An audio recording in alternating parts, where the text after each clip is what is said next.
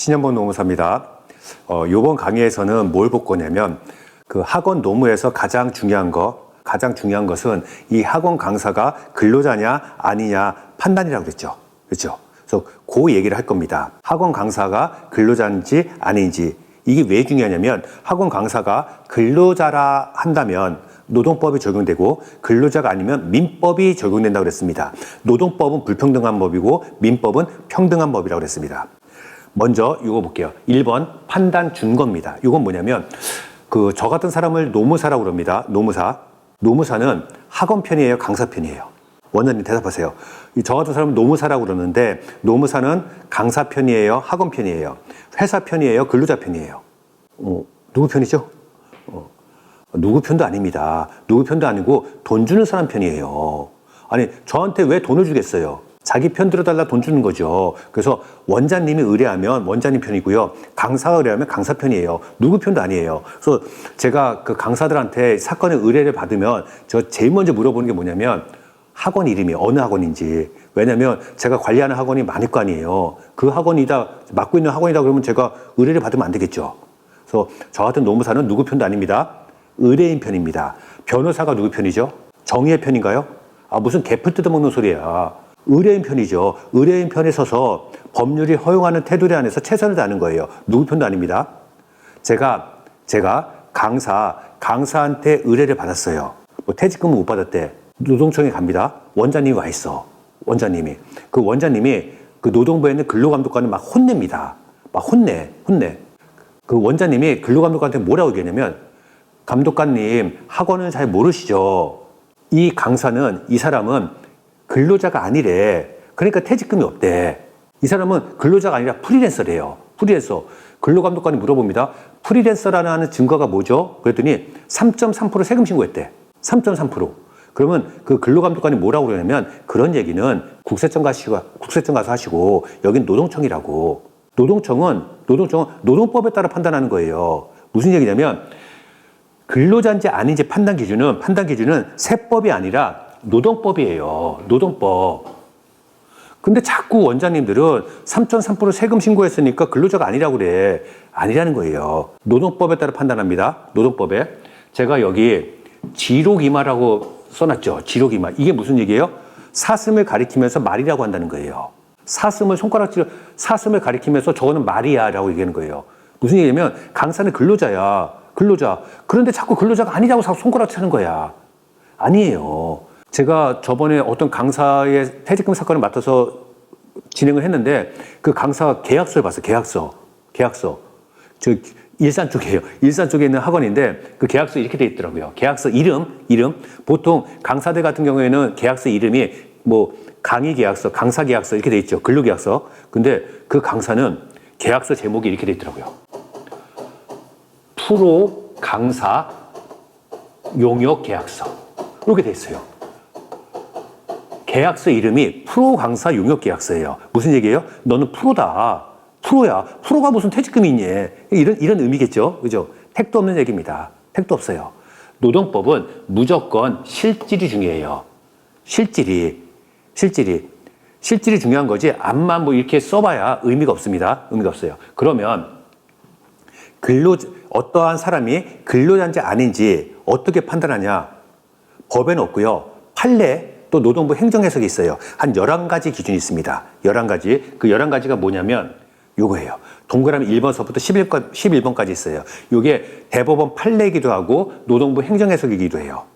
동그라미 11번까지 있어요. 11번까지 있는데 이 동그라미 내용은 판례에 있는 내용. 그 밑에 제가 삼각형 요 마크를 붙인 거, 요건 제가 학원에 맞게 좀 수정한 거예요. 11가지가 있어요. 11가지 한번 볼게요. 동그라미 1번서부터 11가지 있어요. 위에 동그라미 내용은 행정 해석 내용이고요. 밑에 삼각형 표시는 제가 학원에 맞게 좀 변형시킨 거예요. 하나씩 볼게요. 하나씩. 첫 번째, 업무의 내용이 사용자에 의하여 정하여지는지 여부. 용어 한번 기억하십니다. 이 사용자는요. 회사를 말해요. 회사. 학원 같은 경우에는 학원, 원장 얘기해요. 그러니까 이 업무의 내용이 원장에 의해서 결정되는지 여부. 그러면 학원에 이걸 대입을 하면 교재는 누가 선택하는지, 그리고 강사가 강의 외에 다른 업무도 하는지 여부예요. 뭐 여자 선생님 같은 경우는 뭐 설거지하는 선생님도 있어요. 청소하는 선생님도 있고, 강의만 하냐, 다른 업무도 하냐, 그리고 교재는 누가 선택하냐, 이런 것도 보고요. 두 번째, 동그라미 2번.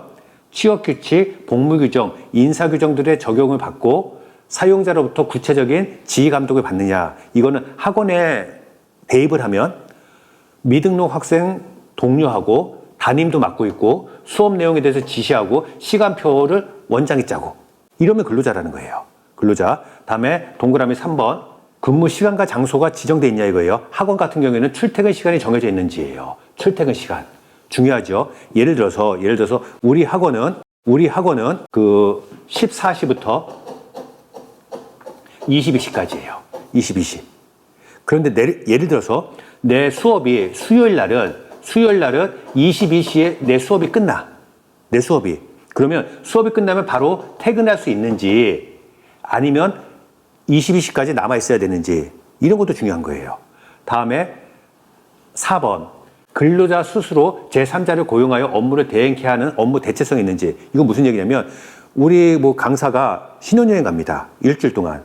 그랬을 때 땜빵을 하겠죠. 땜빵. 그 땜빵한 사람 월급을 누가 줘요? 일주일 동안 땜빵한 사람. 강사가 줘요? 원장님이 줘요? 그 땜빵할 사람을 또 누가 구해요? 강사가 구해요? 원장님 구해요? 이런 것도 중요하다는 거예요. 다음에 5번째, 그 비품, 원자재 누가 소유하고 있는지, 이것도 보고요. 다음에 6번째, 이건 뭐냐면 급여예요. 급여가 어떤 식으로 지급되는지 이것도 보고 있고요. 7번째, 기본급이 있냐 없냐 이거예요. 기본급이 정해져 있고 각종 수당이 붙냐, 아니면 기본급 자체가 없냐, 이것도 보고, 다음에 8번째, 세금 신고를 어떻게 하냐 이거예요. 근로소득세에서 신고하는지 아니면 3.3% 신고하는지. 9번째, 계속성과 전속성. 이건 뭐냐면 파트냐 전임이냐 이거예요. 파트냐 전임이냐, 이것도 보고요. 다음에 10번째, 4대 보험에 가입했는지 안 했는지, 이것도 판단하고, 마지막에 11번째, 사회적 관계예요. 양 당사자의 사회적 조건. 그러니까 뭐 급여가 크냐 작냐, 이런 것도 좀 보겠다는 거예요. 이 11가지를 총체적으로 봐요. 이 총체적으로 본다는 것은 뭐냐면, 이 11가지가 다 근로자에 해당되지 근로자고 그런 거 아니라는 거예요. 이 11가지 전체적으로 봤을 때 51대 49, 조금이라도 많은 쪽으로 보는 거예요. 다시 한번 얘기하지만 이 11가지가 다 근로자에 해당이 돼야지 근로자인 건 아니에요. 전체적으로 봤을 때 조금이라도 많은 쪽으로 기울어지는 거예요. 그런데 이 11가지가 똑같이 중요하지가 않아요. 강약이 있어요. 이 11가지 다시 한번 잘 보세요. 동그라미 1번서부터 11번. 11가지. 그 11가지 중에서 가장 중요한 거 2가지가 있고요. 가장 중요하지 않은 거 2가지가 있어요. 가장 중요한 거 2가지, 가장 중요하지 않은 거 2가지. 원장님 찾아보세요. 그 11가지 중에서 가장 중요한 거 2가지, 중요하지 않은 거 2가지. 똑같이 중요하지 않아요. 강약이 있습니다. 강약. 원장님 다시 한번 볼게요. 동그라미 1번서부터 11번입니다. 1번, 2번, 3번, 4번, 5번, 6번, 나머지 7번서부터 11번. 이 11가지가 똑같이 강약이 있는 게 아니에요. 중요한 게 있고 중요하지 않은 게 있어요. 이 중에서 가장 중요한 거 2가지는 6번하고 7번입니다. 6번하고 7번이 뭐였죠? 6번하고 7번이, 6번은 급여예요. 급여. 7번은 기본급이 있냐 없냐. 무슨 얘기냐면 가장 중요한 거 2가지는 급여에 대한 거예요. 급여에 대한 거. 급여. 가장 중요하지 않은 거 2가지는 8번하고 10번이에요. 8번은 뭐냐면 세금을 어떻게 신고했는지, 10번은 4대 보험에 가입했는지. 무슨 얘기냐면 세금을 3.3%를 신고한 거하고 4대 보험 가입하지 않은 거는 전혀 중요하지 않다는 거예요. 전혀 중요하지 않아요. 세금을 어떻게 신고했는지하고 4대 보험을 가입했는지 안 했는지, 이거는 근로자 여부 판단하는데 전혀 중요하지 않아요. 가장 중요하지 않은 거예요. 가장 중요하지 않아. 제가 2가지를 물어볼 테니까 원장님 참인지 거짓인지 한번 말씀해 보세요. 참인지 거짓인지. 첫 번째, 프리랜서라면 세금을 3.3% 원천 징수해야 된다. 참 거짓. 대답해 보세요. 프리랜서라면 세금을 3.3% 원천 징수해야 된다. 요거는 참입니다. 참이에요. 두 번째, 세금을 3.3% 원천 징수했으면 프리랜서다. 이거는 거짓이에요. 무슨 얘기냐면 프리랜서라면 세금을 3.3% 원천 징수해야 돼요. 그건 맞아요. 그런데 3.3% 원천 징수했다라고 해서 이 사람이 프리랜서로 되는 건 아니라는 거예요. 그런데 원장님은 그렇게 믿고 싶어. 믿고 싶어. 왜? 그래야지 퇴직금 안 주니까. 다시, 프리랜서라면 세금을 3.3% 신고하는 건 맞아요. 그런데 세금을 3.3% 신고했다라고 해서 이 사람이 프리랜서로 바뀌는 건 아니에요. 근데 자꾸 그렇게 믿고 싶어.